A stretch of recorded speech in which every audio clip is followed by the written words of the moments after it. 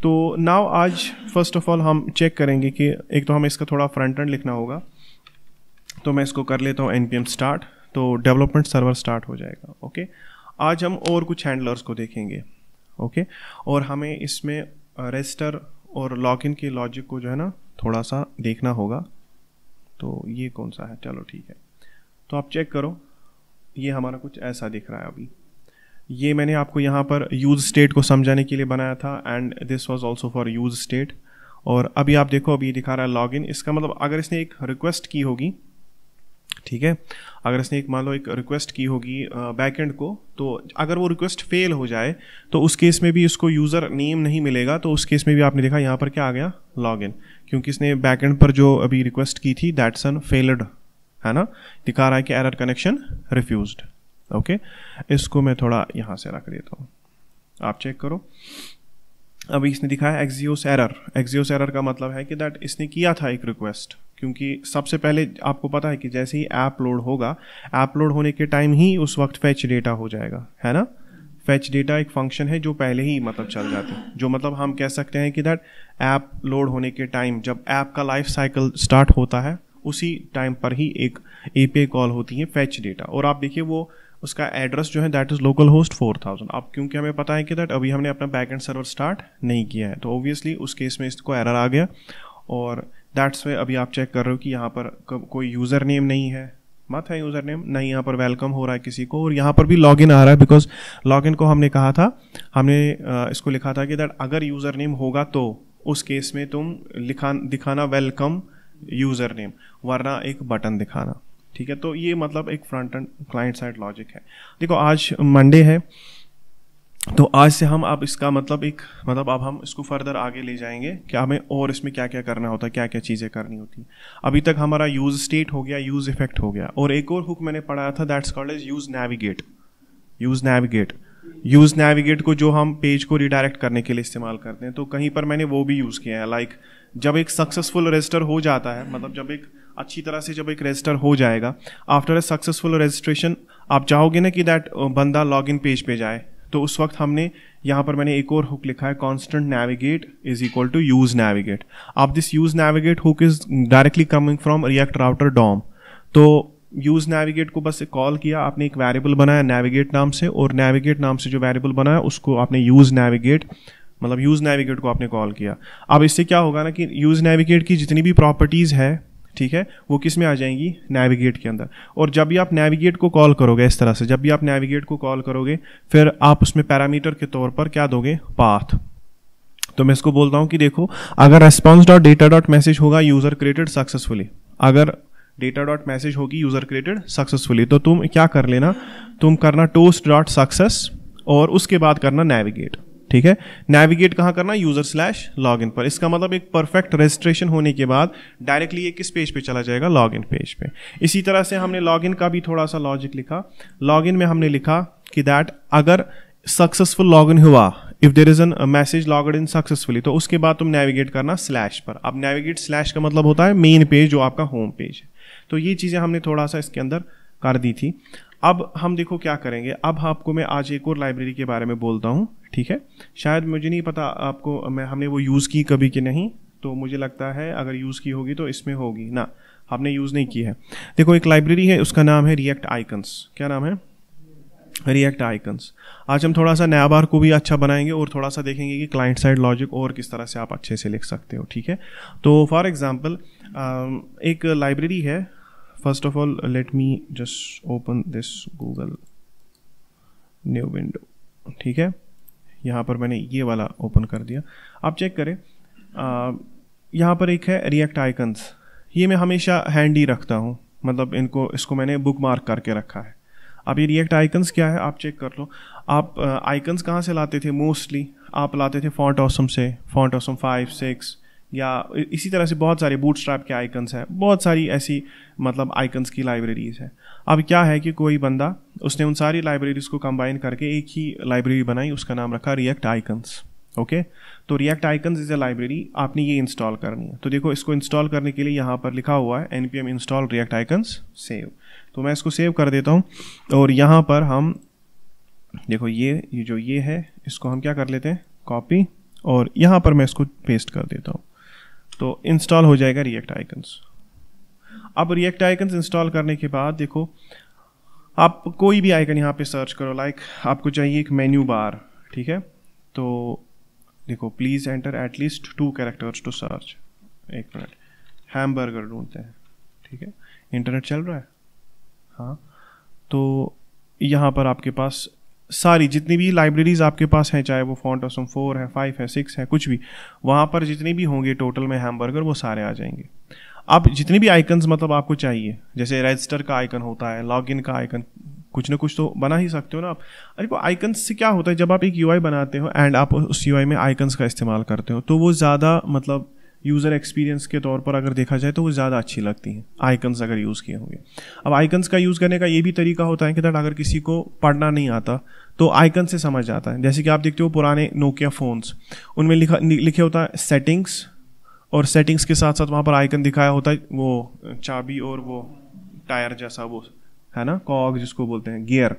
उससे समझ में आता है कि हाँ यहाँ पर हो सकती है कि सेटिंग्स है ना। सेटिंग्स को या तो आप स्क्रू ड्राइवर दिखाते हो, तो इससे क्या होता है कि इंसान जिसको पढ़ना आता भी नहीं है वो भी, उसको भी लगता है कि हाँ यहाँ पर सेटिंग्स है, ठीक है।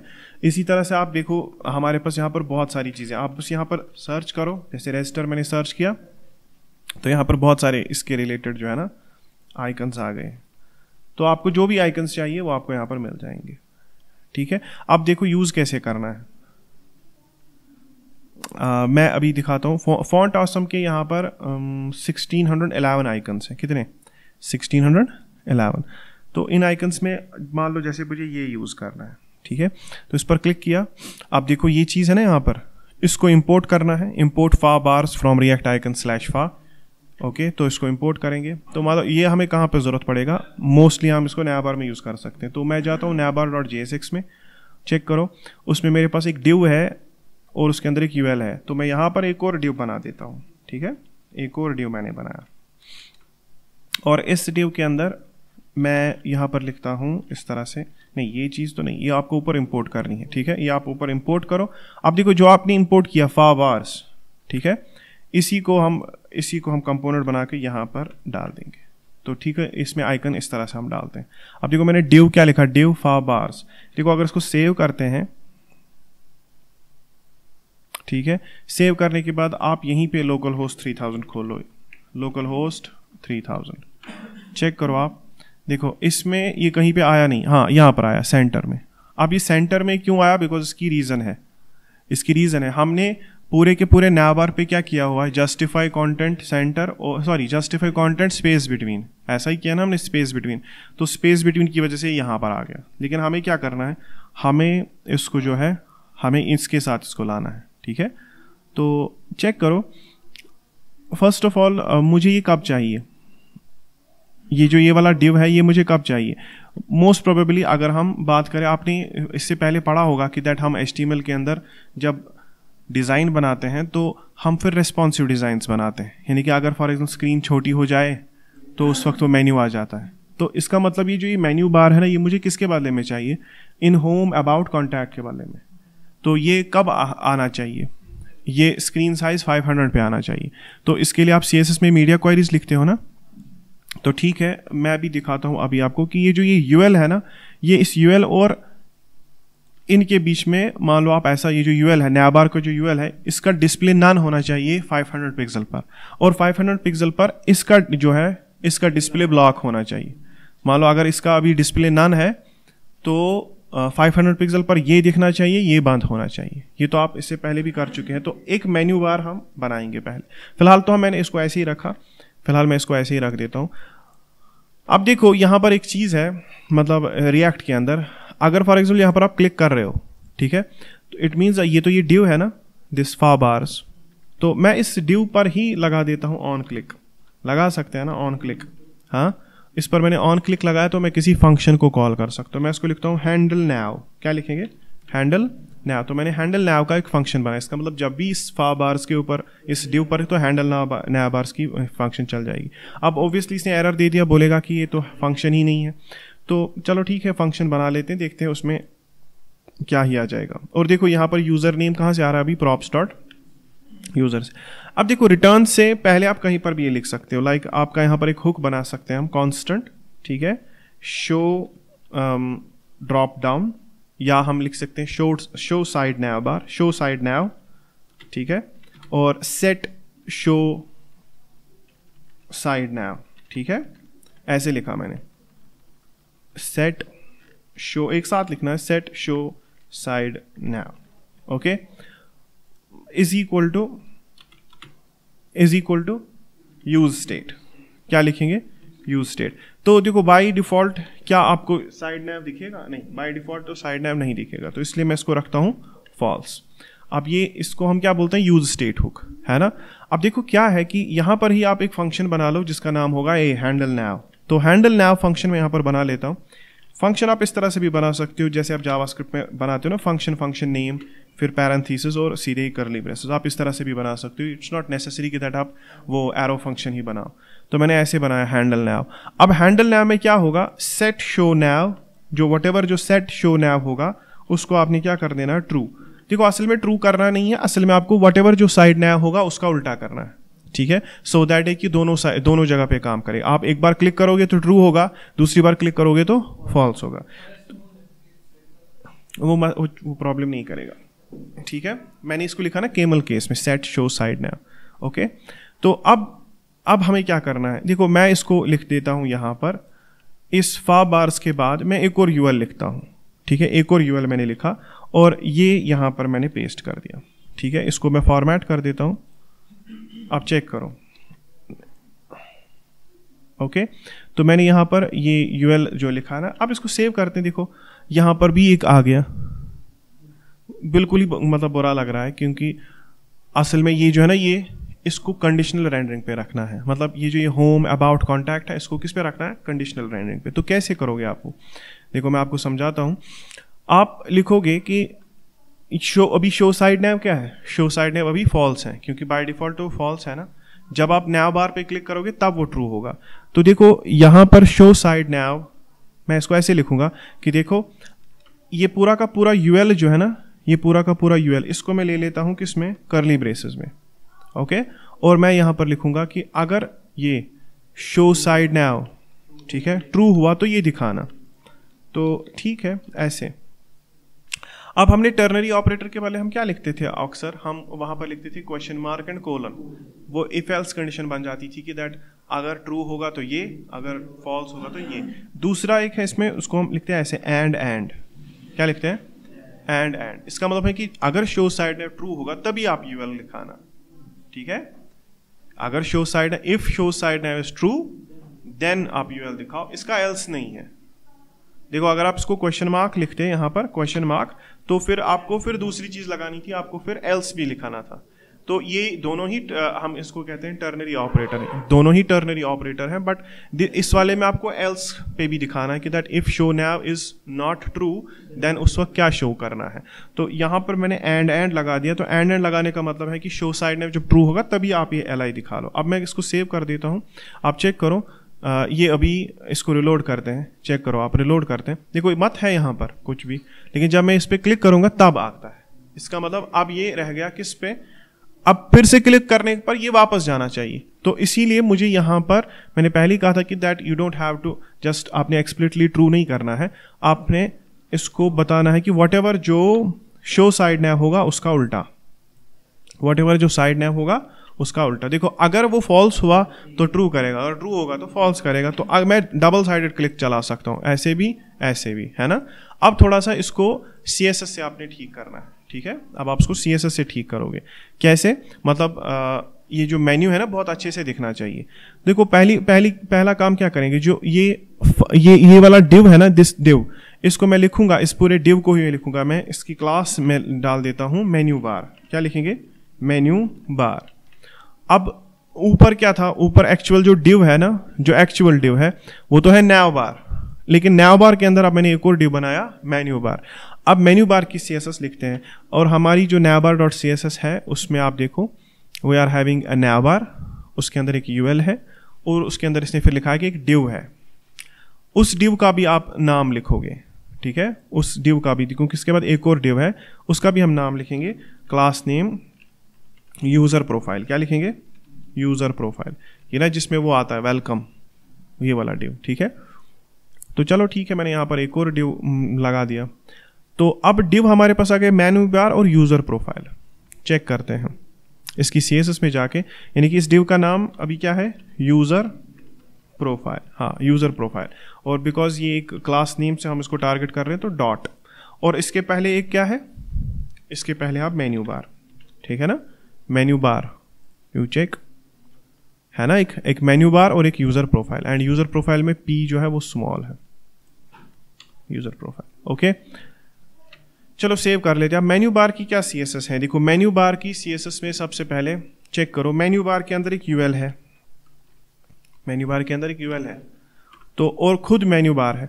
अभी मेन्यू बार को मैं कर देता हूँ डिस्प्ले फ्लेक्स, ओके, और उसके कंटेंट को, जो उसका कंटेंट है, उसके कंटेंट को मैं अलाइन आइटम सेंटर कर देता हूँ, ठीक है, आ गया। फिलहाल तो ये मेन्यू बार फिलहाल मैंने सेंटर में लाया। अब आप चाहते हो कि इसका थोड़ा साइज बड़ा हो जाए, तो इनका क्या है कि जो भी हम रिएक्ट आइकन से आइकन लाते हैं ना, जो हम रिएक्ट आइकन से उनका डायरेक्टली फॉन्ट साइज चेंज कर दो आप, तो वो आप जैसे कि मैंने लिख दिया 22 पिक्सल, तो आप देखोगे ये बड़ा हो जाएगा, ठीक है। इट मीन्स ये टेक्स्ट की तरह बिहेव करता है, तो आप इसका फॉन्ट साइज चेंज कर सकते हो, ठीक है। फॉन्ट साइज मैंने लगा दिया 22 पिक्सल, तो ये बड़ा हो गया, ओके। अब ये लग रहा है ना कि ये थोड़ा मेन्यू बार है, ओके। अब मसला है कि देखो होम, अबाउट, कॉन्टैक्ट इसी में आ जाते हैं, मुझे इनकी CSS कुछ डिफरेंट तरीके से लिखनी है। तो मैं सबसे पहले UL जो है ना, UL उसका मैं पोजीशन एब्सोल्यूट कर देता हूँ, ठीक है। अभी जब आप पोजीशन एब्सोल्यूट करोगे, आपको पता है ना कि दैट हम CSS में आपने पढ़ा होगा पोजीशन रिलेटिव, पोजीशन एब्सोल्यूट, ये क्या काम करते हैं। तो पोजीशन एब्सोल्यूट करने से आप इसकी इसको आप कहीं पर भी रख सकते हैं। देखो फर्स्ट ऑफ ऑल ये अब हमारे जो बाकी जो हमारा ये जो बाकी हमारा डिव है, ये उसको शिफ्ट नहीं करेगा, ये उसकी यूज़र उसकी जो UI है ना उसको शिफ्ट नहीं करेगा, लेकिन ये आप इसको आप कहीं पे भी डाल सकते हो आप। अब देखो मैं इसको क्या करूँगा, मैं इसको बोलूँगा कि पोजीशन एब्सोल्यूट के बाद मैं इसको लिखूँगा कि राइट साइड से 0, राइट साइड से 0, तो ये कहाँ चला जाएगा, देखो ये इधर आ गया है ना, क्योंकि मैंने इसको बोला राइट साइड से 0। अभी राइट साइड से 0 तो इधर ही होगा। मैं इसको बोलूँगा लेफ्ट साइड से 0, ठीक है, लेफ्ट से 0, तो लेफ्ट साइड से 0 इस वक्त यहाँ पर आएगा, है ना, ओके। और साथ ही मैं उसको बोलूँगा कि थोड़ा यार नीचे भी आ जाओ, टॉप से भी कुछ इसको दे देते हैं, टॉप से इसको दे देते हैं 100, ठीक है, टॉप से 100, तो ये थोड़ा सा नीचे नहीं आया, ये वैसे इसको ऐसे ही उसको पिक्सल लिखने की ज़रूरत नहीं होती, लेकिन फिलहाल एक काम और हम कर देते हैं, इसको हम दे देते हैं बैकग्राउंड कलर, ठीक है, बैकग्राउंड कलर, उससे थोड़ा सा हमें और भी समझ में आएगा। चलो बैकग्राउंड कलर इसने वाइट दे दिया, देखो ये अभी कहाँ पर है, ज़रा हम इसको टॉप से दे देते हैं, पिक्सल में ही देंगे 200 पिक्सल, ठीक है, हाँ देखो ज़्यादा नीचे चला गया, 100 pixel I think is enough, okay. उससे भी कम 50, चलो इतना ठीक है फिलहाल। अभी देखो आप इसकी विड्थ एंड हाइट को भी एक्सप्लिसिटली हार्ड कोड कर सकते हो। लाइक मैं इसकी विड्थ को बोलता हूँ, चलो इसकी विड्थ कर देना, इसकी विड्थ कर दो 250 पिक्सल, ठीक है, इसकी विड्थ क्या कर दो 250 पिक्सल, और इसकी जो हाइट है ना वो आप इसको लिख दो, इसकी हाइट कर दे दो 100%, ठीक है, हाइट क्या कर दी हमने 100%। अब 100%, या आप एक काम कर सकते थे, इसको आप फिक्सड करते, उससे क्या होता है कि जब आप यहाँ से स्क्रॉल करते हैं ये वहीं पे रह जाएगा। फिलहाल तो मैंने इसको चेक करो, अब आप समझ गए फिलहाल इसका काम क्या था। इसका काम मतलब इसको हम बाद में CSS से ठीक करेंगे, अभी थोड़ा सा इसको और ऊपर ले जाना है। और इसका जो अब इंटरनल कंटेंट है ये क्या है, ये UL है, UL के अंदर LI के अंदर एक एंकर टैग, तो ये यहाँ पर भी चलेगा। अगर आप यहाँ पर भी कॉन्टैक्ट में जाओगे, ये वहाँ, क्योंकि मैंने ऊपर वाला UL जो नैबर के अंदर ये वाला UL था, मैंने वही तो कॉपी किया था, तो उसमें भी तो लिंक्स ही है ना, उसमें भी लिंक्स ही है। तो अब लेकिन हम क्या चाहते हैं कि हम चाहते हैं कि जब स्क्रीन साइज छोटा हो ये मेन्यू उसी वक्त दिखे, तो उसके लिए आप मीडिया क्वेरीज लिख सकते हो। तो मीडिया क्वेरीज कैसे काम करेंगी, देखो मैं इस तरह से दिखाता हूँ। हम एक काम करते हैं, यहाँ पर लिखते हैं, कैसे लिखते हैं मीडिया क्वेरीज,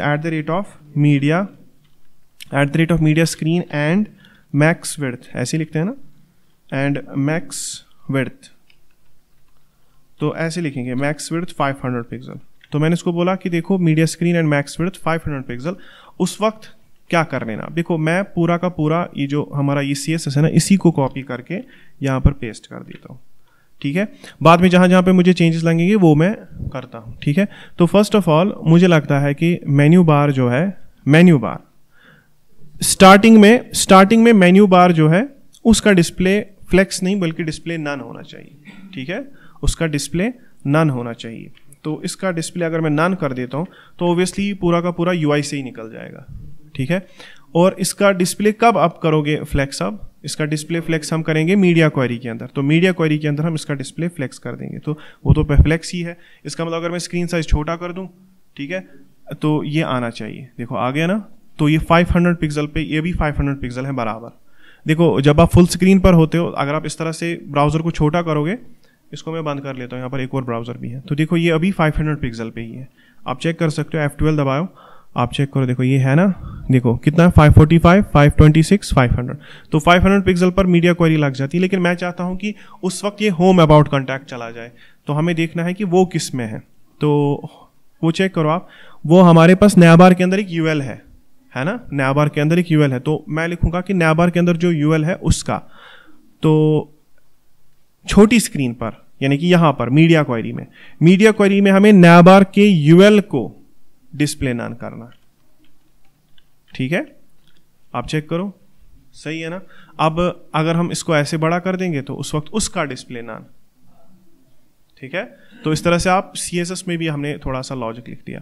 और अब ये क्या रह गया यहां पर? इट्स अ मेन्यू बार, है ना, इट्स अ मेन्यू बार। इस मेन्यू बार को थोड़ा सा राइट साइड से आप लेफ्ट साइड से पैडिंग दे दो। तो ये हम कहां पर करेंगे? ये हमें मीडिया क्वेरी 500 में ही करना। तो मेन्यू बार को जो है ना, मेन्यू बार को हम मार्जिन लेफ्ट दे दो या पैडिंग लेफ्ट दे दो, दोनों ही काम करेंगे, ठीक है। पैडिंग लेफ्ट मान लो 50 पिक्सल। तो सेव कर देते हैं। तो देखो ये इधर आ गए। तो इस तरह से आपका 500 पिक्सल के नीचे आपका कुछ लेआउट इस तरह से होगा, ठीक है, ओके। और जब आप बड़ी स्क्रीन पर होंगे तो बड़ी स्क्रीन पर ये दिखेगा ही नहीं। तो बड़ी स्क्रीन पर आपका कुछ ऐसे हिसाब किताब होगा, ठीक है। अब देखो मैंने किस किस चीज़ की मदद से इसको किया। देखो एक तो मैंने इस पे मीडिया क्वेरीज लिखी, ओके, एक तो मीडिया क्वेरीज लिखी। और दूसरा, अगर हम navbar.jsx में जाए तो वहां पर मैंने show side nav and set show side nav के ऊपर हुक भी लिखा। तो इसका मतलब यूज स्टेट हम किसके लिए इस्तेमाल कर सकते हैं? हम यूज स्टेट को कंडीशनल रेंडरिंग के लिए भी इस्तेमाल करते हैं। कंडीशनल रेंडरिंग, ठीक है, कि हम पहले एक हुक बनाएंगे, उस हुक की मदद से हम स्टेट को अपडेट करेंगे एंड उस स्टेट के बेसिस पर हम कोई चीज़ दिखाएंगे या कोई चीज़ हटाएंगे। जैसे कि अभी हम किसके साथ ऐसा कर रहे हैं? ऐसा आप कर रहे हो अभी नयाबार के साथ, ठीक है। अब देखो इसको थोड़ा सा अब यहीं पर इसको रख देते हैं ऐसे, और मैं ये कोड भी यहाँ से इधर लेके आता हूँ। चलो यहाँ पर अभी हम जाएंगे navbar.jsx में, ठीक है। CSS में जाते हैं पहले। अब CSS में ज़रा आप इस UL के ऊपर बैकग्राउंड कलर जो है इसको थोड़ा सा आप ग्रेइश टोन में ले जाओ, ओके। ये मेन्यू बार के UL के ऊपर, हाँ,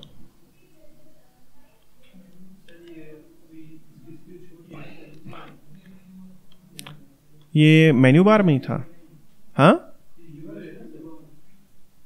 वही मैं भी देख रहा हूँ। बैकग्राउंड कलर तो मैंने UL का ही चेंज किया था ना।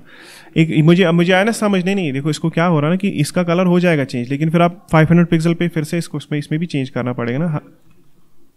हाँ ये ऐसे चलेगा, ठीक है। अब देखो ये इधर हो गया। और ये मुझे एक बात बताओ, सिर्फ चेंजेस कहाँ पर है? सिर्फ चेंज डिस्प्ले फ्लेक्स में है। तो क्या आपको बाकी सारी CSS लिखने की जरूरत है यहाँ पे? नहीं, हम नहीं लिखेंगे इसमें ये बाकी वाली CSS, क्योंकि मेन्यू बार को जितनी भी CSS है ना वो ऊपर ही लिखनी है। चेंज जो है ना इस वाली CSS सेट में और जो मीडिया क्वेरी वाली सेट में, उसमें सिर्फ किसका फर्क है? Display none and display flex का। तो इसलिए मैंने वहां पर UL के अंदर सिर्फ क्या रखा? Display flex. बाकी तो वहां पर कुछ है ही नहीं। तो बाकी तो वहां पर कोई चेंज है ही नहीं। तो बस मेन्यू बार को मीडिया क्वेरी के अंदर आपने डिस्प्ले फ्लेक्स करना है। इसी तरह से देखो मैंने पहले क्यों सारी की सारी CSS कॉपी करके इसमें डाल दी, इससे आसानी हो जाती है। मतलब फिर से CSS लिखना और डायरेक्टली वही कॉपी करके इसमें पेस्ट करना, इसमें आपको मतलब सिंपल लगेगा आपको। अब ठीक है, इसको सबसे पहले जो टॉप से मैंने 50 दिया है, 50 से नहीं 30 कर देते हैं, ठीक है। चलो ये ऊपर आ गए यहाँ तक, ठीक है। अब इसके ऊपर हम मतलब काम करेंगे कि मतलब इसमें क्या है, ठीक है। सबसे पहले मुझे लगता है कि इसका डिस्प्ले फ्लेक्स होना चाहिए, ठीक है। इसका हम मेन्यू बार बना रहे हैं, ठीक है, हम इसको मतलब कर रहे हैं। अच्छा, इसको डिस्प्ले फ्लेक्स करते हैं। इसकी इससे जो है ना वो चेंज हो जाएगी। तो हम फ्लेक्स डायरेक्शन क्या कर देंगे वापस, कॉलम।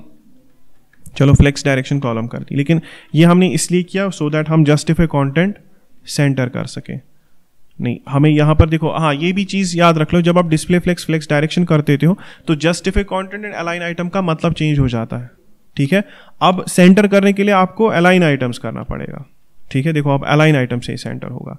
ओके, यानी कि इस तरह से पहले तो आप अगर आपको हॉरिजॉन्टली कोई चीज़ ये करनी है तो वो हम जस्टिफाई से करते हैं, जस्टिफाई कंटेंट सेंटर। लेकिन जब आप डिस्प्ले फ्लेक्स डायरेक्शन कॉलम करते हो तो फिर उल्टा हो जाता है। ठीक है, फिर उल्टा हो जाता है, फिर जस्टिफाई कंटेंट से और अलाइन आइटम का इनका मीनिंग उल्टा हो जाता है। तो चलो ये हम देख लेते हैं। और यहाँ पर यूएल के अंदर क्या है, अब यूएल के अंदर एक एलआई है और एलआई के ऊपर आपको ये नहीं चाहिए, ये नहीं, ये डिस्क्स। तो इनको आप क्या लिखोगे, लिस्ट स्टाइल टाइप। हाँ, लिस्ट स्टाइल टाइप, या उसको तो आप इस पे भी कर सकते थे, नन। तो list style type none. Okay, save. अब देखो ये भी गया, लिस्ट स्टाइल टाइप भी नन हो गया। अच्छा, इसमें अगर आप चेक करोगे इसमें कुछ पैडिंग होती है, वहीं से आप देखोगे कि सेंटर नहीं हुआ, ये थोड़ा सा ऑफ है। इसकी रीजन क्या है कि यूएल के ऊपर खुद भी कुछ पैडिंग लगी होती है, मतलब बाय डिफॉल्ट कुछ पैडिंग लगी होती है। तो हम इसके ऊपर लिख सकते हैं कि पैडिंग को कर दो 0। तो जो पैडिंग को 0 कर दिया तो अब ये लग रहा है कि सेंटर हो गया। ठीक है, अब और क्या करना हमें, इसके बाद एलआई के अंदर एक एंकर टैग है, तो उसकी कलर हमें चेंज करनी है। तो कलर कर दे दो वाइट। ठीक है, चलो वाइट, तो कलर वाइट। और उसके ऊपर आपने टेक्स्ट डेकोरेशन भी क्या कर देना है, नन। टेक्स्ट डेकोरेशन भी नन। तो ठीक है, ये ऐसे आ गया। और अब आप जो एलाइज है ना, एलाई के ऊपर आप पैडिंग डाल दो ऊपर से, पैडिंग टॉप। पैडिंग टॉप आप लगा दो 100 पिक्सल का, तो ये कुछ ऐसे आ जाएगा। नहीं, 100 पिक्सल ज्यादा हो जाएगा ये, और सब पे लग गया। हमें सब पे नहीं चाहिए, हमें सिर्फ तो इट मीन्स हम इस पे लगाएंगे पैडिंग टॉप। पैडिंग टॉप हम लगाएंगे 50 पिक्सल। कितना, 50 पिक्सल। तो ठीक है, ये कुछ ऐसे आ जाएगा। और इनके ऊपर, एलाइज के ऊपर हम पैडिंग लगाएंगे ज्यादा से ज्यादा 10 का। ठीक है, तो थोड़ा दूर दूर हो जाएंगे इस तरह से। सही है ना। अब देखो, अब आपको चाहिए एक होम आइकन, अबाउट आइकन और कॉन्टैक्ट आइकन। मैं चाहता हूं कि यहां पर आइकन्स भी हो। जैसे अगर कोई बंदा यहां पर जा रहा है ना, ऐसे जब मेन्यू पर क्लिक किया तो उसको यहाँ पर होम आइकन भी दिखनी चाहिए, अबाउट का कोई आइकन, कॉन्टैक्ट का कोई आइकन दिखना चाहिए। इसीलिए मैंने पहले लाए थे रिएक्ट आइकन्स। और ये जो मेन्यू बार की अभी हम फॉर एग्जांपल लिख रहे हैं यहाँ पर, ये हमने मेन्यू बार का डिस्प्ले नन कर दिया था।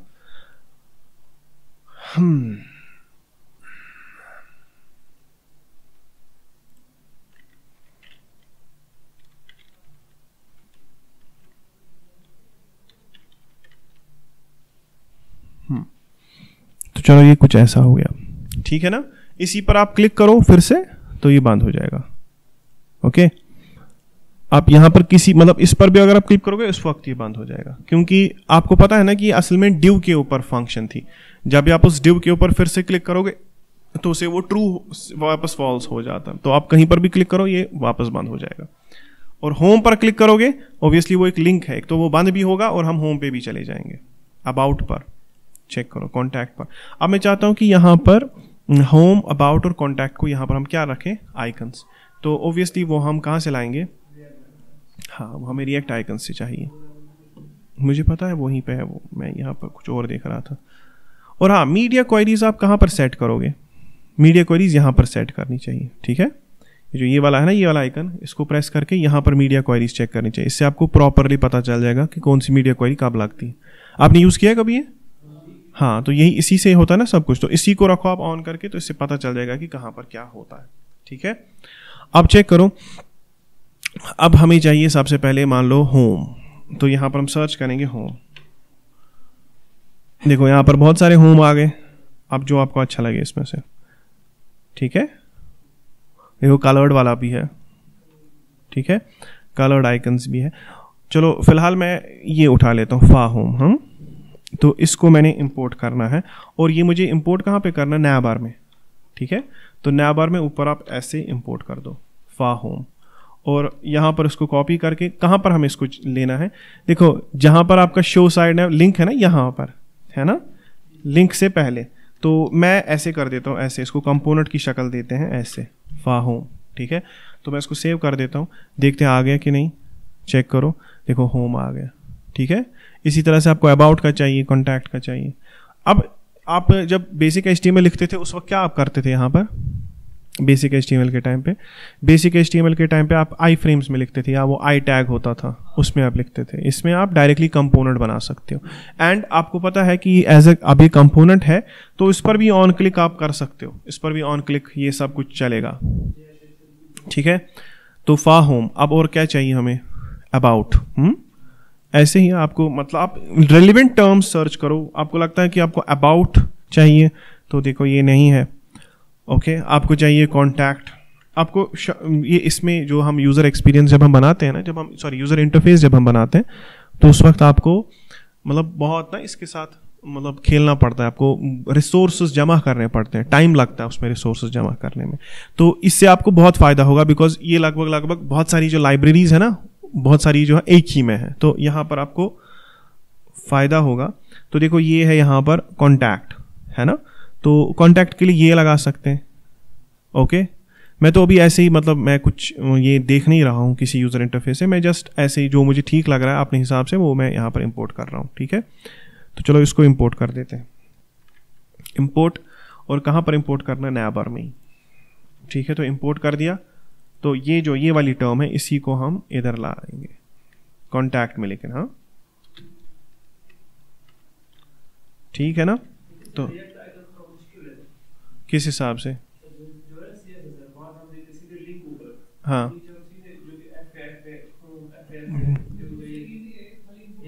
खाली इंपोर्ट, हाँ मतलब खाली इंपोर्ट करना है, फिर उसके बाद सिंपली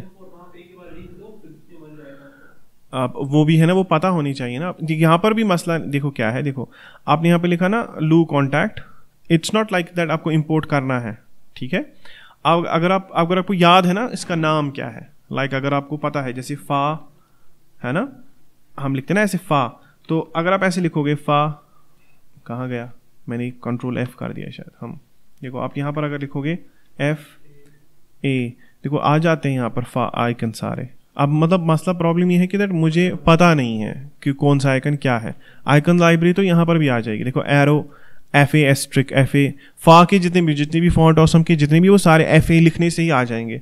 लेकिन अब मैं कहाँ पता, अब मैं क्यों जा रहा हूँ पहले इस वेबसाइट के ऊपर, सो दैट पहले ना मैं आइकन देख सकूं जो मुझे अच्छा लगेगा, पसंद करूंगा, मैं बाद में वही इंपोर्ट कर देता हूं। असल में सिर्फ आपको आइकन का नाम पता होना चाहिए, जैसे कि लू कॉन्टैक्ट है यहाँ पर है ना, जैसे ये लू कॉन्टैक्ट, अगर आप नहीं भी इसको इंपोर्ट करते ऊपर से ऐसे इंपोर्ट अगर नहीं भी करते, मतलब अगर ये लाइन हटा देते हम, ठीक है, आप सिंपली लू कॉन्टैक्ट लिखो, ये खुद से इंपोर्ट हो जाएगा, ठीक है। मतलब अगर हम ऐसे लिखेंगे ना लू कॉन्टैक्ट, तो इसको खुद से पता चलेगा कि लू कॉन्टैक्ट कहाँ पर है। देखो दो है लू कॉन्टैक्ट, एक 1 है और दूसरा लू कॉन्टैक्ट 2 है, तो वैसे लू कॉन्टैक्ट क्लिक करूँ ये वो खुद ऊपर से इंपोर्ट होगा। इट्स नॉट नेसेसरी कि दैट आप ये लिंक इंपोर्ट करो, ठीक है। बात समझ में आ गई, सिर्फ आइकन का नाम पता होना चाहिए, तो आप उसका कंपोनेंट बना के कहीं पर भी उसको इंपोर्ट कर सकते हो। और जब फॉन्ट ऑसम आपने इंस्टॉल किया हुआ है, इट मीन्स ये सब कुछ आपके पास पहले से ही है। ये तो मैं आपको समझाने के लिए यहाँ पर ऐसे इंपोर्ट कर रहा था, समझ गए आप बात को। तो चलो ठीक है, ये भी आ गया। तो चलो यहाँ पर देखो कॉन्टैक्ट भी आ गया। अब इसी तरह से आपको अबाउट में भी कुछ चाहिए, बाद में इनके बीच में थोड़ी सी स्पेस गैप लगा कर इसको अच्छे से सेट करोगे आप, तो एक अच्छा सा मेन्यू साइड नैव अच्छा सा होना चाहिए। और आज हम एक और लाइब्रेरी के बारे में भी बात करेंगे, तो वो इसके बाद हम देखते हैं। तो अब मैं कॉन्टैक्ट का देख रहा था, हाँ कॉन्टैक्ट को तो हो गया, ठीक है। इन्फो लिखते हैं, इन्फो, ठीक है। चलो ये वाला हम अबाउट में डाल देते हैं, ठीक है। दिस वन मतलब रेलिवेंट होना चाहिए, लगना चाहिए कि कुछ है। देखो फा इन्फो है ना, अगर मुझे यही चाहिए फा इन्फो तो मैं यही लिख लेता हूँ डायरेक्टली, देखो यहाँ पर, ठीक है ऐसे। अब ये ऐसे इंपोर्ट नहीं होगा, फा इन्फो ये आना चाहिए था वहीं से कहीं से, देखो आ रहा है ना रिएक्ट आइकन्स FA से, आप ऐसे एंटर कर दो तो इंपोर्ट हो जाएगा, ठीक है। तो अगर आप यहाँ पर देखोगे तो अब यहाँ पर ऐसे आ गया आइकन, और यहाँ पर कॉन्टैक्ट का भी आ गया, ठीक है। अब आप चेक करो ये सही से काम कर रहा है, ठीक है। अब हम एक और लाइब्रेरी आज यूज़ करेंगे, that's called as animate.css। animate कभी यूज़ किया है इसको? किया है, ठीक है। देखो एनिमेट आपने किया है निम्रता इसको कभी यूज़, एनिमेट को? देखो एनिमेट का क्या है, फर्स्ट ऑफ ऑल आपने इसको भी क्या करना पड़ेगा, animate.css को भी आपने इंस्टॉल करना पड़ेगा। तो ठीक है, इसको इंस्टॉल कर लेते हैं, npm इंस्टॉल। पहले मैं आज आपको थोड़ा UI के बारे में ही बता रहा हूँ, तो यहाँ पर हम इसको पेस्ट कर देते हैं। तो npm इंस्टॉल animate.css, ये कुछ टाइम के अंदर इंस्टॉल हो जाएगा। ठीक है, देखो इंस्टॉल होने के बाद हमें इसकी ये import it into your file, अब आपको import करना है ऐसे, import करो animate.css को, या तो ऐसे करोगे या तो इसकी एक लिंक होती है ये वाली, कौन सी लिंक, CDN लिंक। CDN किसको हम बोलते हैं, हाँ ठीक है, कंटेंट डिलीवरी नेटवर्क। तो मैं इस CDN लिंक को कॉपी कर लेता हूँ, बताओ मैं इसको कहाँ पर यूज़ कर सकता हूँ। मेरा यहाँ पर देखो obviously I have to use it in the index.html, तो मैं यहाँ पर मेटा टैग्स के बाद ही इस लिंक को पेस्ट कर देता हूँ।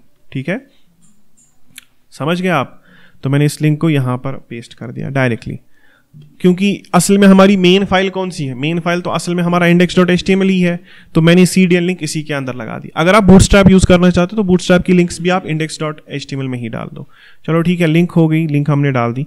अब इसका बेसिक यूजेज क्या है, देखो जिस पर भी आप एनिमेशन चाहते हो उस पर आपने एनिमेटेड नाम से क्लास लगानी है, एनिमेटेड ऐसे एनिमेटेड क्लास उसके ऊपर लगानी है। तो फॉर एग्जाम्पल मुझे इनके ऊपर, मतलब जो हमारा मेन्यू बार है, आप देखो ये जो हमारा क्या बोलते हैं उसको, मेन्यू बार जो है, इस मेन्यू बार के ऊपर ही मुझे असल में ये CSS लगानी है। तो मैं लगाऊंगा एनिमेटेड, और बाद में जो आपको एनिमेशन इनमें पसंद आए, जैसे कि bounce, flash, pulse, rubber band.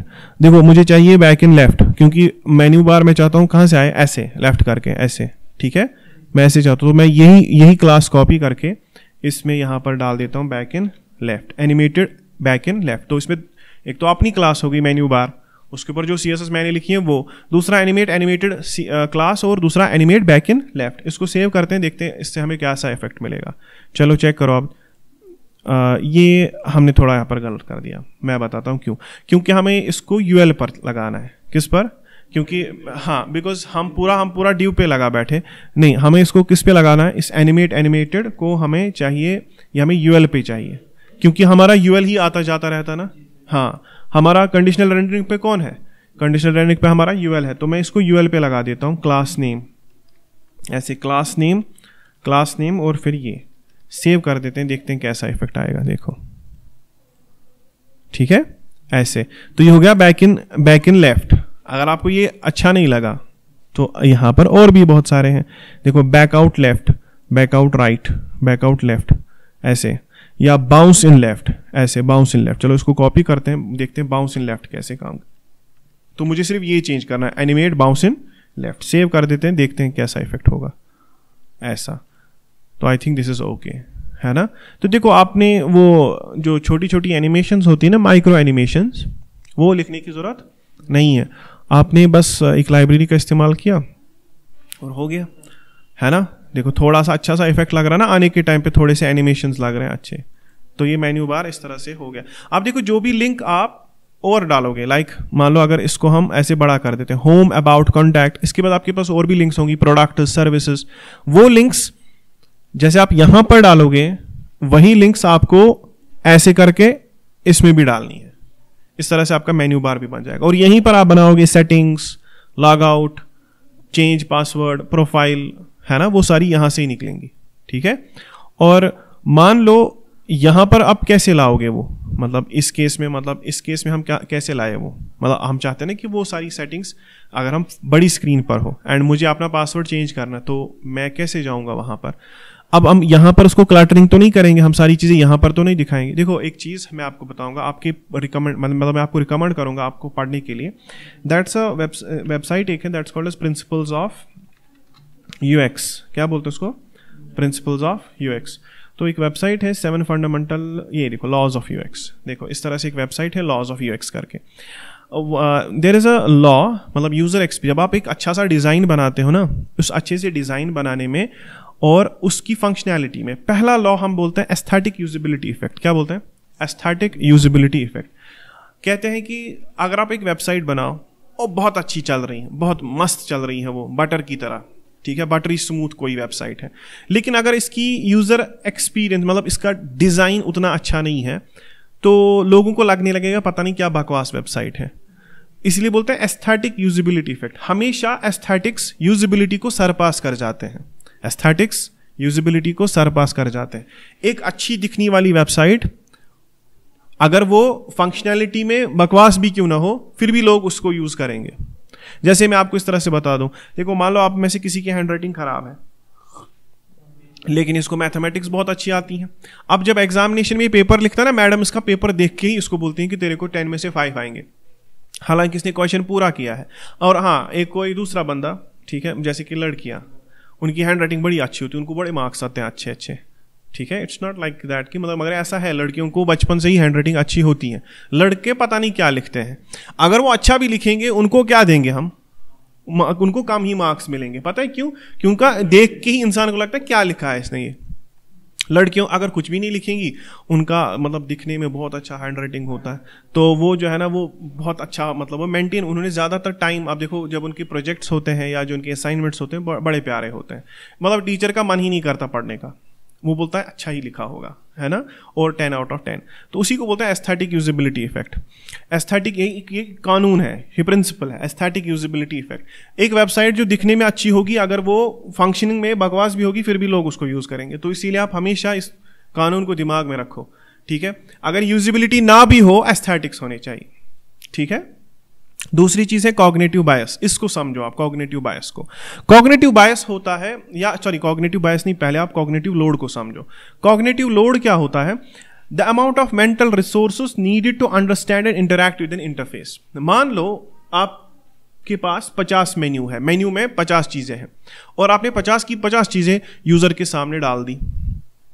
उसके ऊपर कॉग्निटिव लोड बढ़ेगा, वो सोचेगा पता नहीं यार क्या वेबसाइट है, इसमें मेन्यू में 50 चीजें हैं, मैं तो परेशान हो गया, समझ में नहीं आ रहा कौन सी चीज कहां पर है, पासवर्ड चेंज किधर करना है, ठीक है, ईमेल को चेंज कहां पर करना है, यूजर नेम कहां पे चेंज करनी, प्रोफाइल पिक अपडेट कहां पर करनी, कुछ समझ में नहीं आ रहा। तो आपने उसके ऊपर असल में क्या बढ़ा दिया? आपने कॉग्निटिव लोड बढ़ा दिया, यानी कि द मेंटल रिसोर्सेज ही और she is using to use this website, वो मेंटल रिसोर्सेज बढ़ गए। तो मोस्ट चांसेस है कि वो इस वेबसाइट को क्लोज करके भाग जाएगा, बोलेगा मुझे यूज ही नहीं करनी है। तो कॉग्निटिव लोड को कम करने के लिए हम क्या करते हैं? कॉग्निटिव लोड को कम करने के लिए हम चीजें कम दिखाते हैं। हम मेन्यू पर 5 चीजें दिखाएंगे, फिर उन 5 चीजों में और 5 चीजें दिखाएंगे, तो हमारा तो काम निकल गया। जैसे कि हम दिखाएंगे सेटिंग, फिर सेटिंग में दिखाएंगे यूजर प्रोफाइल, फिर उसमें दिखाएंगे बायो, उसमें दिखाएंगे अलग अलग चीजें। तो मतलब हम क्या करते हैं? हम इसको डिवाइड करते हैं किस में? तो इट्स नॉट लाइक दैट कि किसी ने किया तो बस हम भी कर रहे हैं। एक्चुअली इसके पीछे एक लॉज है। तो कॉग्निटिव लोड, डोहाटी threshold, Fitts law, flow, goal gradient effect, Hick's law, Jakob's law, law of common region, law of proximity, ये जो आप डिजाइन बनाते हो ना, इन सब के ये लॉज पढ़ लेना, ठीक है। मैं थोड़ा थोड़ा इनके बारे में बताऊंगा, ठीक है। कॉग्निटिव बायस एक है आज, लेकिन मैंने आपको पहले किसके बारे में बोला? कॉग्निटिव लोड के बारे में और एस्थेटिक यूजिबिलिटी इफेक्ट। एक यूआई जब अच्छी होगी तभी बैकएंड का भी, मतलब बैकएंड वाले को भी अप्रिशिएट करेंगे, है ना। एक वेबसाइट जब दिखने में अच्छी होगी और साथ में उसका फंक्शनिंग भी अच्छा होगा, तो ऑब्वियसली उसके जो मतलब दोनों को ही तारीफ होगी, front end back and team दोनों को ही तारीफ होगी। अगर फ्रंट एंड टीम ने थोड़ा सा भी यूजर एक्सपीरियंस या यूजर इंटरफेस अच्छी नहीं बनाई, तो बोलेंगे पता नहीं क्या बकवास लिखा है। बैक एंड वाले ने अगर कितना भी मेहनत किया हो, फिर भी वो मेहनत जाया जाएगी, ठीक है। और कॉग्निटिव लोड को नहीं बढ़ाना होता, इसीलिए मैंने आपको कहा। अब यही बात मैंने यहाँ पर क्यों छेड़ी? मैं आपसे सिंपली ये कह रहा हूँ कि दैट होम, अबाउट, कॉन्टैक्ट, यहाँ पर आप सिर्फ 5 या 6 चीजें रखोगे, सो दैट यूजर को लगे कि इसमें बस इतनी 5 चीजें हैं, जो ना मतलब बेसिक 5 चीजें हैं जो हम कह सकते हैं ज्यादातर यूजेबल होती हैं। जैसे इन 5 लिंक्स पर हम गए। बाद में फिर हमारे पास नया बार भी होता है ना, बहुत सारी चीजें आप नया बार में, सारी फुटर में भी रख सकते हो, फुटर में। तो इसी तरह से यहां पर हम एक ट्रिपल डॉट भी बनाएंगे, ठीक है, एक ट्रिपल डॉट भी बनाएंगे, एक ड्रॉप डाउन मान लो, एक राइट साइड से ड्रॉप डाउन, तो हम उसमें भी चीजें रखेंगे। तो चलो ठीक है, करते हैं ऐसा। तो मैं क्या करता हूं, सबसे पहले इसको थोड़ा बड़ा करते हैं पहले, ठीक है। ओके, अब चेक करो, इसको पहले फॉर्मेट भी कर देते हैं, ठीक है। अब चेक करो यहां पर, now we are having this user profile. अब यूजर प्रोफाइल में मैंने इसको बोला कि देखो भाई, अगर props.user होंगे तो तुम बोलना वेलकम यूजर ने, वरना तुम्हें एक बटन दिखाना। बटन की CSS भी आपको लिखनी है। और इसमें एक और चीज आप करोगे, मैं यहां पर चाहता हूं कि एक ट्रिपल डॉट हो, ठीक है, एक छोटा मोटा ट्रिपल डॉट या एक एरो डाउन, उस पर जब मैं क्लिक करूं तो एक और यहां पर निकलना चाहिए, ठीक है। तो पहले ढूंढते हैं रिएक्ट आइकन्स में, ठीक है। रिएक्ट आइकन्स में या तो आप ऐसे ढूंढो ट्रिपल डॉट, ठीक है, नहीं है कोई, ठीक है। सिंपली लिखते हैं डॉट्स। देखो ऐसा मैं बोल रहा हूँ, ऐसा होता है ना बहुत जगहों पर, बहुत सारी वेबसाइट्स में ऐसा होता है, ट्रिपल डॉट पे क्लिक करते हो तो सेटिंग्स निकल के आती हैं, ठीक है। इधर आप ये ले लो, और हाँ आपको मैंने पहले ही कहा कि आपको क्या चाहिए, इसका नाम चाहिए, और इसमें से जो आपको अच्छा लगे, जैसे कि ये है हाई डॉट्स वर्टिकल, है ना, तो ठीक है, हाई डॉट्स वर्टिकल, तो ये इस पैराग्राफ के बाद, ठीक है, ऐसे हाई डॉट्स वर्टिकल। ऑब्वियसली अभी इंपोर्ट नहीं होगा खुद से, तो आप ऐसे करो हाई डॉट्स वर्टिकल, आप इंपोर्ट हुआ होगा। अब ये कहां पर आएगा, ये आएगा इधर, है ना, इसको CSS से ठीक करना है, इसको इधर लेके आना है, क्योंकि देखो हाई डॉट्स वर्टिकल में एक पैराग्राफ है, पैराग्राफ एक ब्लॉक एलिमेंट होता है, वो पैराग्राफ वो पूरी जगह ले लेता है, दैट्स वाई पैराग्राफ ऊपर, हाई डॉट्स वर्टिकल नीचे। तो मुझे क्या करना चाहिए, मुझे यूजर प्रोफाइल के डिस्प्ले फ्लेक्स करना चाहिए, और वो भी कहाँ पे, पहले ही, मतलब not in the media query but पहले ही। तो मैं यूजर प्रोफाइल के ऊपर डिस्प्ले फ्लेक्स कर देता हूं, ठीक है। डिस्प्ले फ्लेक्स कर दिया तो ये एक ही लाइन में आ जाएंगे। अब एक ही लाइन में तो आ गए, लेकिन अब मुझे इसके ऊपर अलाइन आइटम्स करना पड़ेगा, ठीक है, अलाइन आइटम्स, और मुझे सबको अलाइन आइटम करके सेंटर करना होगा। तो ये आ गया, इनके बीच में थोड़ी सी गैप, ठीक है। और हाँ, ये जो पैराग्राफ के अंदर हमारे पास कौन सी चीज है, जो ये, हाँ, पैराग्राफ के अंदर हमारे पास एक बटन है। देखो पैराग्राफ के अंदर हमारे पास एक बटन है, तो ठीक है, उसको भी CSS अभी हम लिख देते हैं। तो हम लिखेंगे इसको कि देखो भाई पैराग्राफ के अंदर ना एक बटन है, ओके, पैराग्राफ के अंदर एक बटन है, उसकी CSS भी लिख दो, ठीक है। और इस बटन, उसमें हम क्या लिखेंगे CSS में, लाइक फर्स्ट ऑफ ऑल तो हम इसका बॉर्डर कर देंगे नन, हम बॉर्डर नन, ठीक है। और थोड़ी सी हम पैडिंग लगा देंगे, ठीक है, पैडिंग लगा देंगे। आप पैडिंग आप लगाओ इस तरह से, पैडिंग 5 पिक्सल 10 पिक्सल, ठीक है। तो ये क्या होता है, 5 पिक्सल 10 पिक्सल, ऊपर नीचे और दाएं बाएं। और थोड़ा सा हम बॉर्डर रेडियस लगा देते हैं, ठीक है, बॉर्डर रेडियस लगा देते हैं 5 पिक्सल का, सही, ये भी हो गया। और थोड़ा बैकग्राउंड कलर आप लगा दो कोई, जो भी आपको अच्छा लगे, ठीक है। अगर हम ब्लू लगाएंगे तो अच्छा नहीं लगेगा, चलो हम एक काम करते हैं, इस पे हम लगा देंगे ऐसा कोई कलर, ठीक है, ठीक है, क्रिम्सन, लेकिन इस पर फिर कलर होना चाहिए वाइट, ठीक है, इस पर कलर होना चाहिए फिर वाइट। तो ठीक है, कुछ ऐसा हो गया बटन।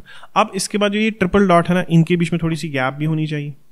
तो पैराग्राफ के बाद है, देखो ये पैराग्राफ हो गया, पैराग्राफ के बाद है आपका वो ट्रिपल डॉट, और उसको आपने किसी में रखा भी नहीं, मत उसको हमने किसी में, उसको हमने ऐसे ही रख दिया, डिव में ही है वो डायरेक्टली। इसको आप किसी चीज में रखो, लाइक मतलब एक स्पैन में रख सकते हैं, या एक और डिव में रख लो, ठीक है। इसके लिए हम एक बाज़ाब्ता एक डिव बना सकते हैं, ठीक है। हाँ हाँ हाँ, मुझे पता है, लेकिन मैं थोड़ा सा दूसरी चीज़ के लिए कर रहा हूँ ये, ठीक है। तो वो तो कर सकते हैं हम। देखो मैंने इसको इस पे लगा दिया, ठीक है, ट्रिपल डॉट को। अब मुझे इसके अंदर फिर और भी चीज़ें चाहिए ना, दैट्स वाई मैंने ये कर दिया, ठीक है। तो अब सबसे पहले मैं इस पर भी एक ऑन क्लिक लगा देता हूँ, ठीक है, इस पर भी हम लगा देंगे क्या, ऑन क्लिक। और इसके लिए भी मुझे जब ऑन क्लिक लगाया तो मैं लिखूंगा इसको हैंडल ड्रॉप डाउन, क्या लिखेंगे, हैंडल ड्रॉप डाउन, ऐसे लिखा मैंने, हैंडल ड्रॉप डाउन। अब इस नाम की कोई फंक्शन है नहीं, है ना। तो हैंडल ड्रॉप डाउन कॉपी करके यहां पर मैं ऊपर एक फंक्शन बनाने बैठ गया, ठीक है। मैं इसी फंक्शन को कॉपी करके यहीं पर इसको पेस्ट करता हूं, और हैंडल ड्रॉप डाउन, हैंडल, आप चाहो तो वही हुक यूज कर सकते हो, ठीक है। हाँ, आप ऊपर वाले हुक को, पता है क्यों, मैं बताऊंगा क्यों। इसकी रीजन है क्योंकि जब वो मेन्यू है ना, वो मेन्यू कब दिखता है, 500 के बाद में, है ना। ये काम कहां पर कर रहे हैं हम, 500 से पहले, है ना, ये हम कर रहे हैं ना 500 पिक्सल से पहले। तो आप चाहो तो ये जरूरी नहीं है कि आप मतलब अगर मैं इस पे हैंडल नैव फंक्शन ही लगाता, मान लो अगर मैं हैंडल नैव फंक्शन ही लगाऊं इस पे पर, देखते हैं, चेक करते हैं। देखो हैंडल नैव फंक्शन चेक करो, मतलब मैंने इसके ऑन क्लिक के ऊपर यही हैंडल नैव फंक्शन ही लगाई। तो मान लो अगर मैं इसको सेव करूं, बताओ अगर मैं इसको क्लिक करूं क्या होगा, इससे वो मेन्यू ओपन क्लोज होगा, लेकिन वो तो दिखेगा नहीं ना। हाँ, स्क्रीन छोटी पर ये प्रॉब्लम कर सकता है, ठीक है। तो इसीलिए अगर हम फॉर एग्जांपल 2 फंक्शंस बनाएंगे तो हमें फिर 2 हुक्स भी बनाने पड़ेंगे, ठीक है। हमें 2 फंक्शंस और 2 हुक्स बनाने पड़ेंगे। तो असल में मैं क्या सोच रहा था, मैं कुछ और सोच रहा था। देखो, जब हम छोटी स्क्रीन पर आएंगे, मैं चाहता था कि इसके अंदर जो चीजें होंगी ना, वो भी हम शिफ्ट किस में करेंगे, मेन्यू में ही। तो छोटी स्क्रीन पर ट्रिपल डॉट नहीं दिखेगा, है ना। छोटी स्क्रीन पर ट्रिपल डॉट नहीं दिखेगा और बड़ी स्क्रीन पर मेन्यू बार नहीं दिखेगा, सही है ना। तो अगर छोटी स्क्रीन है, छोटी स्क्रीन पर मत आप यहां से मेन्यू रखोगे और यहां से ट्रिपल डॉट पर एक और नया रखोगे।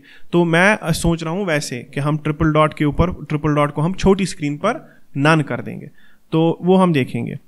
अब चलो, अब हैंडल नया पर क्या करना है, चलो एक काम करते हैं। यहां पर भी आपको इसी तरह से एक यूएल चाहिए, ठीक है। तो हम करली ब्रेसेस में लिखते हैं बिकॉज हमें वो चाहिए कंडीशनल रेंडरिंग में।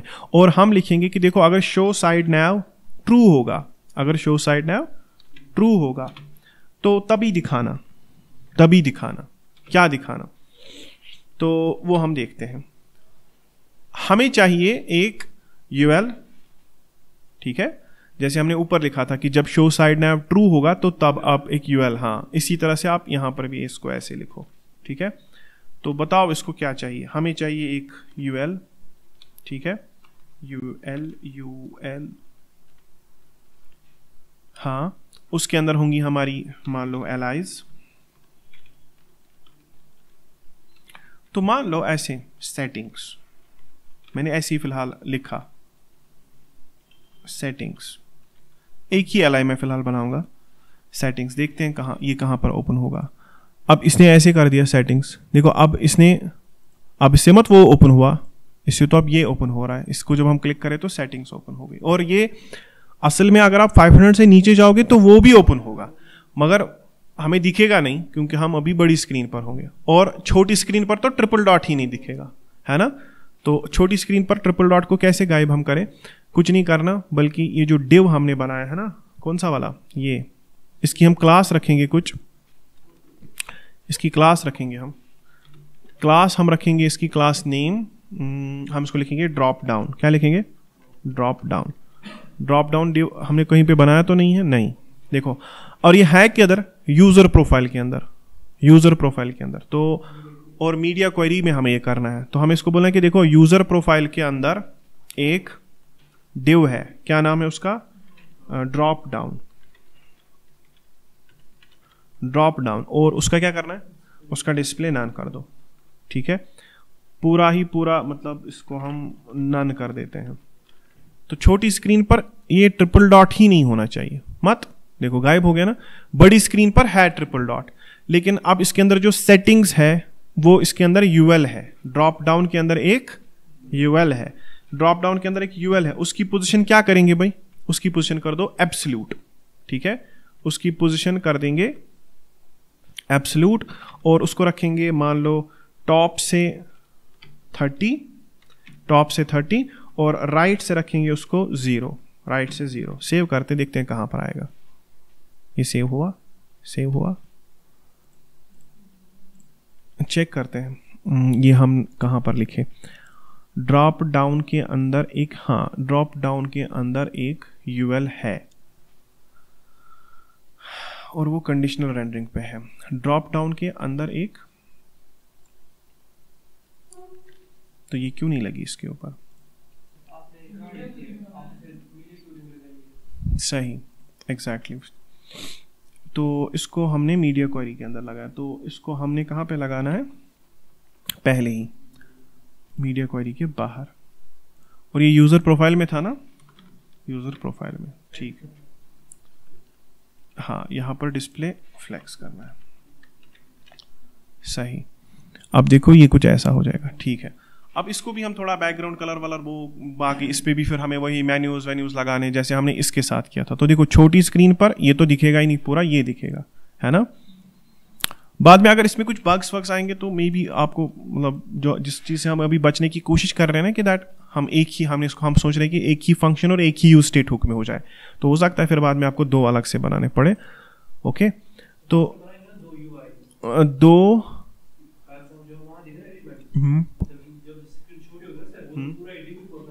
जो ये वाला जो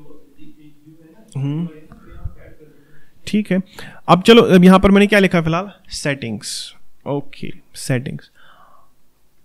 तो इस ट्रिपल डॉट के बीच में पहले तो हम ये हाई डॉट्स वर्टिकल और पैराग्राफ के बीच में पहले थोड़ा स्पेस डाल देते हैं।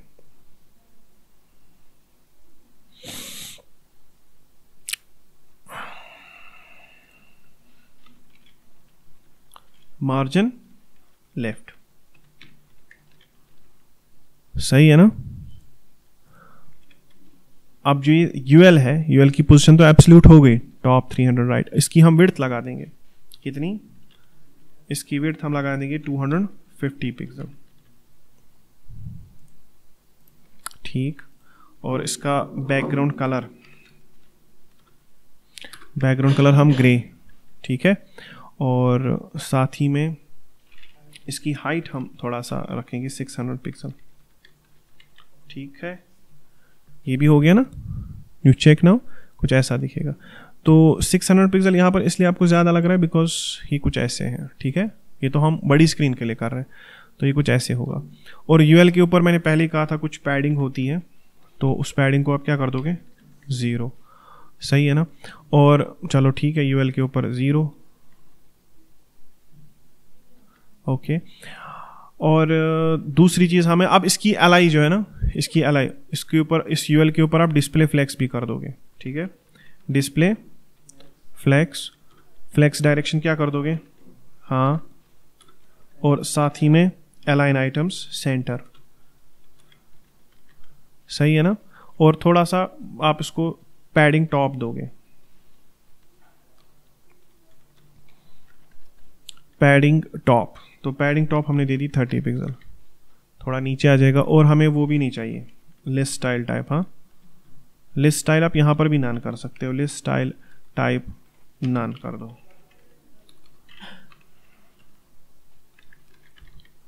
हो गया ना। तो यहां पर इसी तरह से, और ये इतना मेन्यू भी आपको बड़ा नहीं बनाना है, इसको थोड़ा छोटा करेंगे, बाद में इसको CSS से ठीक करेंगे और थोड़ा नीचे उतारेंगे इसको। तो टॉप से इसको देंगे मान लो 50, ये 50 लग भी रहा है कि नहीं, पिक्सल हाँ लग गया, 30 40, हाँ अब सही है, ठीक है। तो सेटिंग्स देखो, इस पर आप क्लिक करोगे, अगर सेटिंग्स की कोई लिंक होती तो आप सेटिंग्स में चले जाते हैं, लेकिन अगर आप इसके ऊपर कहीं पर भी क्लिक करोगे तो ये बंद हो जाएगा। क्यों? क्योंकि इससे वो उल्टा हो रहा ना, किसको, शो नैव को, शो नैव फॉल्स हो रहा, क्योंकि पूरा का पूरा डिव ही है ना। जो आप मुझे बोल रहे थे सर आपने डिव क्यों बनाया है ना, ये उसी डिव में है ना, क्योंकि ये पूरा का पूरा डिव, ये वाला डिव है, ये है ना, ये इसी डिव के अंदर है सारा, जिसका नाम है ड्रॉप डाउन। उसमें सबसे पहली चीज क्या है, ट्रिपल डॉट। अगर आप इस पूरे के पूरे डिव पे ही क्लिक करोगे तो हैंडल नैव वाला फंक्शन चलेगा, और उससे शो साइड नैव फॉल्स होगा, ठीक है। तो शो साइड नैव जो है वो फॉल्स होगा, तो वो यूएल दिखेगा नहीं। और ये पूरा का पूरा ही देखो, अगर हम इसको स्क्रीन साइज छोटा कर देते हैं उस वक्त तो ये पूरा ही ट्रिपल डॉट ही नॉन हो रहा है। तो इसका मतलब कुछ चीजें आपको CSS से संभालनी, कुछ चीजें आपको रिएक्ट के अंदर जो ये हुक्स है ना उससे संभालने, एंड आप एक अच्छी सी UI जो है ना वो बना सकते हो, ठीक है। और अब मत है ये बूटस्ट्रैप की तरह कि आपने वहां से नया बार लाया, तो वो तो बूटस्ट्रैप वाले करते हैं। यहाँ पर आप खुद से सीख रहे हो कि दैट हम ये चीजें कैसे करते हैं। वैसे इसमें हम जावास्क्रिप्ट ही यूज कर रहे हैं, है ना। अब एक ही चीज हमें रिएक्ट में ये फायदा है कि दैट हमें वो डॉक्यूमेंट डॉट गेट एलिमेंट में ID करके नहीं करना पड़ता, ठीक है। हमें वो डॉम तो इसमें भी है, लेकिन हम डायरेक्टली डॉम के एलिमेंट्स के अंदर ही वो चीजें कर रहे हैं। हम डायरेक्टली पैराग्राफ को ही कंडीशनल रेंडरिंग, हम डायरेक्टली अगर हमें कहीं पर किसी चीज की कंडीशनल रेंडरिंग करानी हो तो हम उस डिव को ही करली ब्रेसेस में रख के उसके ऊपर टर्नरी ऑपरेटर लगा देते हैं, है ना। तो ये इससे ईजी हो जाता है। अब बताओ यहाँ पर एलाइज में और क्या क्या होगा। लाइक एलाई में होगा यहाँ पर मान लो यूजर प्रोफाइल, ऐसे यूजर प्रोफाइल, सेटिंग्स। चलो इस सेटिंग को मैं नीचे रख देता हूँ, ठीक है। पहले तो यूजर प्रोफाइल होगा, बाद में सेटिंग तो वैसे लास्ट में होती है, ओके। इसी तरह से यहीं पर आप वो भी बना लो, जैसे कि लॉग आउट, ठीक है। लॉग आउट फंक्शनैलिटी, मतलब मैं आपको अंदाजा दे रहा हूँ कि दैट इसमें क्या क्या होगा, ठीक है। इसमें क्या क्या होगा, इसमें होगा user profile, log out, settings, बाकी सब चीजें। और ये मेन्यू इतना बड़ा भी नहीं होगा, लंबा भी नहीं होगा, छोटा होगा। तो शॉर्ट में अब जब आप इसको छोटा करोगे, बाद में वही चीजें कहाँ शिफ्ट हो जाएंगी, इधर। तो इसका मतलब जब आप मोबाइल पर होंगे, जब आप छोटी स्क्रीन पर होंगे, तब आपका एक ही मेन्यू है और सारी की सारी सेटिंग्स कहाँ से निकलेंगी, यहीं से। लेकिन जब आप बड़ी स्क्रीन पर हो, उस वक्त आपका मेन्यू यह है, होम, अबाउट, कॉन्टैक्ट, ठीक है, और बाकी जो सेटिंग्स है वो इस साइड से निकलेंगी। टूट गया, क्या गया, क्या था, ये ज्योमेट्री बॉक्स था शायद, समझ गया आप। तो चलो ये समझ गया।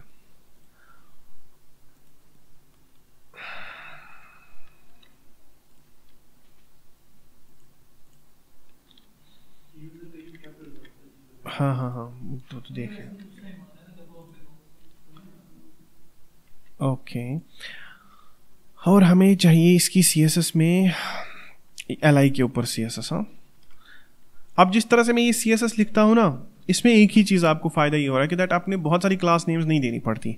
मैं ऐसे ही लिखता हूँ कि ड्रॉप डाउन के अंदर UL, UL के अंदर LI, LI के अंदर A। एक तो इससे हायरार्की किसकी रहती है, जो HTML की हायरार्की वही उसी को फॉलो करते हो। आपने बहुत सारी क्लास नेम्स, फिर वो क्लास नेम्स इंसान भूल जाता है कि अब इसका क्लास नेम क्या है। मैं सिर्फ एक क्लास नेम देता हूँ, फिर उसके अंदर जो चीज़ें होती हैं उसी को फॉलो करते हैं। ड्रॉप डाउन के अंदर पैराग्राफ, पैराग्राफ के अंदर बटन। तो ठीक है, LI में हम क्या लिखेंगे, अब LI को हम लिखेंगे कि देखो LI के ऊपर आप पैडिंग जो है ना, पैडिंग बॉटम लगा दो, मान लो 10 पिक्सल का, तो थोड़ा सा ये दूर दूर हो जाएंगे, ठीक है ना, ओके। अब मान लो जब हम इस पर क्लिक करेंगे, ये भी एक लिंक ही होगा ना, ये यूजर प्रोफाइल भी एक लिंक ही होगा, तो हम कहां पर पहुंचेंगे, यूजर के प्रोफाइल के ऊपर, है ना। लॉग आउट करेंगे तो लॉग आउट API कॉल होगी, सेटिंग्स पर तो सेटिंग्स पेज पर, ठीक है। और अगर मैं इस तरह से स्क्रीन छोटी करूं तो वो सेटिंग्स यहीं पर होनी चाहिए। तो बताओ फिर मुझे क्या बनाना पड़ेगा। हाँ एग्जैक्टली, तो मुझे ये LI जो है ना और चाहिए। बताओ क्या क्या चाहिए मुझे LI में। एक तो मुझे चाहिए सबसे पहले यूजर प्रोफाइल, ठीक है, यूजर प्रोफाइल। और हाँ, इनके फिर बाद में आपको ढूंढने पड़ेंगे, इन्हीं के क्या आपको ढूंढने पड़ेंगे ना, ये कुछ नहीं। हाँ बताओ।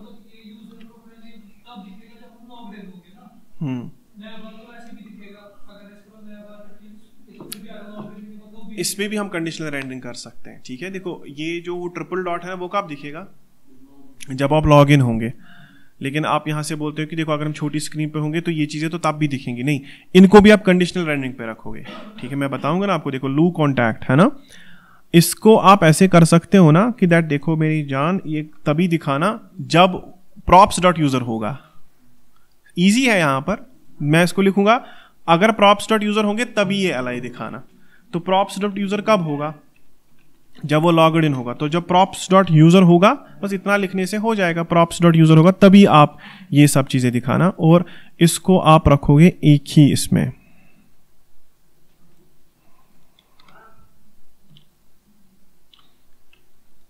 ये लू कॉन्टैक्ट, हाँ इसको आप एक ही पैराग्राफ में रखो या एक ही स्पैन में रखो इसको, क्योंकि याद रखना कंडीशनल रेंडरिंग में एक चीज होती है कि दैट आप एक ही चीज रिटर्न कर सकते हो। तो मैंने इसको किस में रखना है, स्पैन में। तो मैं एक ही स्पैन रिटर्न करता हूं, और ये लिंक और लू कॉन्टैक्ट जो हमारा एक तरह से देखो ऐसे हो गया। और ये क्या है, ये कौन सी चीज है, ठीक है। तो बताओ अब अगर ये अभी आ नहीं रहा, क्यों, क्योंकि मैंने इसको रखा प्रॉप्स डॉट यूजर जब है तभी। अगर ये प्रॉप्स डॉट यूजर को हटाया जाए, लाइक मैं इसको उल्टा लिखूं, उल्टा कैसे लिखते हैं, एक्सक्लेमेशन मार्क डाल के। तो अगर exclamation mark props dot user है तो देखो आ रहा है ना, आ गया ना। इसका मतलब ये किस पर हमने रखा फिलहाल, कंडीशनल रेंडरिंग पे। तो यहां पर जो भी चीज उस मेन्यू में है, कौन से वाले, राइट साइड वाले मेन्यू में, उसको हम यहां पर क्या करेंगे, वो हम उसको रखेंगे कंडीशनल रेंडरिंग पे। प्रॉप्स डॉट यूजर जब होगा तो तभी। इसी तरह कॉपी करके ऐसे, ठीक है। और उसका नाम क्या रखेंगे, लाइक उसका नाम होगा सेटिंग्स। देखो सेटिंग्स इंसान तभी करेगा, सेटिंग्स हमेशा यूजर बेस्ड होती हैं, तो सेटिंग्स भी इसी पर। एक और LI, वो क्या होगी भाई, वो होगा लॉग आउट। हाँ वो सारे कुछ इसी में आ जाएंगे, ठीक है। सेटिंग फिर हम कॉग्निटिव लोड भी नहीं बढ़ाना है, मेन्यू में ऐसे 50 चीजें नहीं रखनी है, मेन्यू के अंदर सब मेन्यू के अंदर चीजें रखनी है। तो फिर मेन्यू के अंदर जैसे हम सेटिंग्स में जाएंगे तो सेटिंग से एक और छोटा मेन्यू खुलेगा, है ना, फिर वहां से और भी कुछ चीजें होंगी तो उससे एक और छोटी चीज खोलेंगे, तो उसी को हम बोलते हैं cognitive load. And user experience principle क्या कहता है कि दैट आपने कॉग्निटिव लोड को बढ़ाना नहीं, आपने कम करना है, सो दैट यूजर आपकी ऐप देखकर भागे ना। देखो अल्टीमेटली क्या ही मतलब हमारा गोल है, अल्टीमेटली गोल है हमारा कि दैट हमारी वेबसाइट के ऊपर यूजर आए एंड वो मतलब हमारी वेबसाइट को यूज करे, है ना, और सो दैट हम उससे रेवेन्यू जनरेट कर सके, हम एड रेवेन्यू जनरेट कर सके, बाकी ऐप रेवेन्यू जनरेट कर सके, अपना बिजनेस ग्रो कर सके। तो हम चाहते हैं कि यूजर जो है ना वो रिटेन करे हमारी वेबसाइट पे, ना कि हमारी यूजर एक्सपीरियंस हमारी यूजर इंटरफेस देखकर भाग जाए। हमें लैंडिंग पेज पे फंसाना है लोगों को, ठीक है, ओके। तो अब देखो ये होम अबाउट कॉन्टैक्ट अभी नहीं दिख रहा है, उसकी रीजन क्या है, because we don't have this props dot user, user कुछ आ ही नहीं रहा है ना। अगर वो आ रहा होता तो उस केस में आप देखते हैं यहां पर ये तीन चीजें भी आती। तो फिलहाल इसको सिमुलेट करने के लिए मैंने अगर यहां पे लिखूं नॉट, नॉट और नॉट, सेव करते हैं, देखो तीन चीजें और आ जाएंगी। अब हाँ, इसकी CSS थोड़ी सी मसला है क्योंकि इसमें है ना ये एंकर टैग, अब ये स्पैन के अंदर चला गया है ना, अब ये स्पैन के अंदर चला गया, तो आपको CSS में ऐसे ही लिखना पड़ेगा कि स्पैन के अंदर एक लिंक है ना। हम इससे पहले क्या लिख रहे थे कि LI के अंदर, आप देखो है ना, तो अब हम इसको लिखेंगे कि स्पैन के अंदर एक है, और आप चाहो तो इसको भी स्पैन में रख सकते हो, आई थिंक वो ज्यादा अच्छा रहेगा। हम इसको पूरे को ही स्पैन में रखते हैं। निम्रता, क्या लग रहा है आपको, हम किधर जा रहे हैं?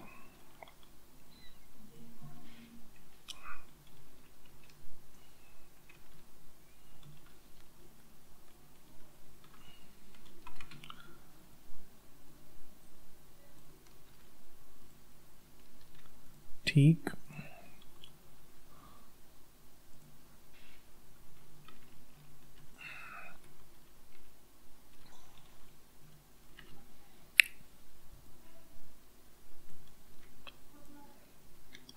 सही है ना, मैंने सबको स्पैन में डाल दिया।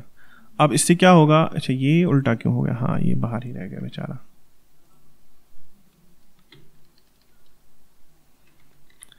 सही है ना। देखो ये ऐसे आ गया। अब हमें इसकी CSS क्या लिखनी है, देखो हम अभी मेन्यू बार में है, तो मेन्यू बार की CSS को चेंज करना पड़ेगा।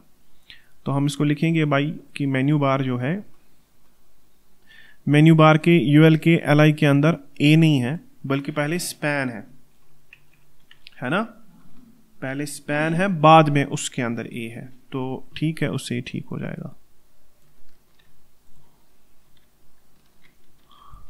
ठीक है ना। तो ये कुछ ऐसे आ जाएगा। और हाँ, इनकी हम आइकन भी चेंज कर देंगे ना, यूजर प्रोफाइल, अभी तो मैंने इन्हीं की आइकन यूज की, तो यूजर प्रोफाइल की आइकन लाएंगे, सेटिंग्स का आइकन लाएंगे, लॉग आउट का आइकन लाएंगे, तो इस तरह से आपका ये पूरा बन जाएगा। लेकिन ये तीन चीजें कब दिखेंगी, ये तीन चीजें कंडीशनल रेंडरिंग पे है ना, तो ये तो नहीं दिखेंगी अभी। तो फिलहाल तो हम यहाँ से ये नॉट हटा देते हैं, हमने देखा इनको, चलो भाई अभी दिखेंगी तीन ही, है ना, ओके। बिकॉज अभी हम लॉगड इन नहीं है, तो जब हम लॉग इन हो जाएंगे तो अभी user profile log out setting यहां से दिखेगा, ओके ओके। तो ये बाद में ये हमारा इजी है, मतलब हम कंडीशनल रेंडरिंग का यूज करके इसको इजीली मतलब कुछ भी दिखा सकते हैं।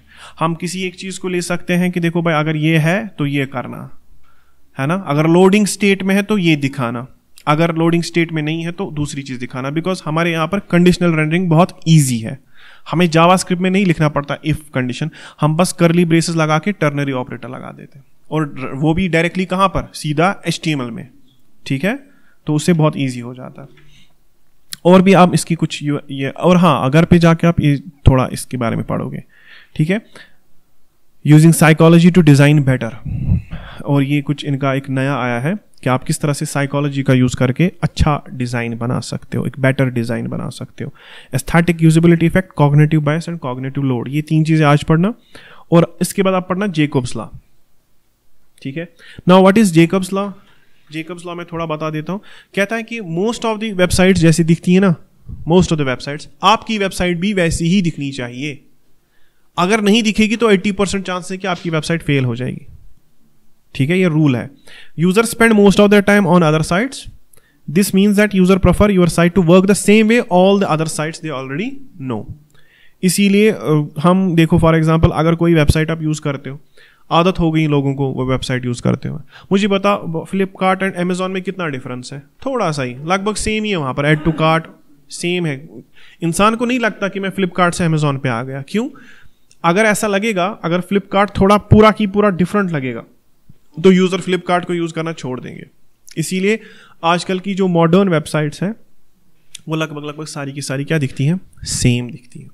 और ये ज़रूरी भी है, सो दैट यूज़र को एक्सपीरियंस कैसा मिले? यूज़र को मिले कि जैसे कि मैं तो ग्लाइड कर रहा हूँ, मैं एक वेबसाइट से दूसरी वेबसाइट में गया, कोई फ़र्क ही नहीं है।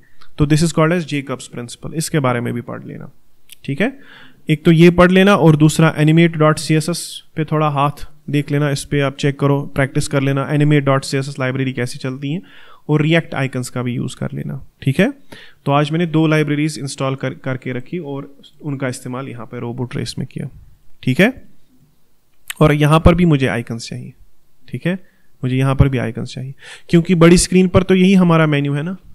बड़ी स्क्रीन पर तो ये मेन्यू हमें ऐसे आएगा, छोटी स्क्रीन पर ये मेन्यू हमें ऐसे आएगा, और उसकी चीज़ें भी इसी में आ जाएंगी, ठीक है? चलो ठीक है। और कोई क्वेश्चन इसके रिलेटेड?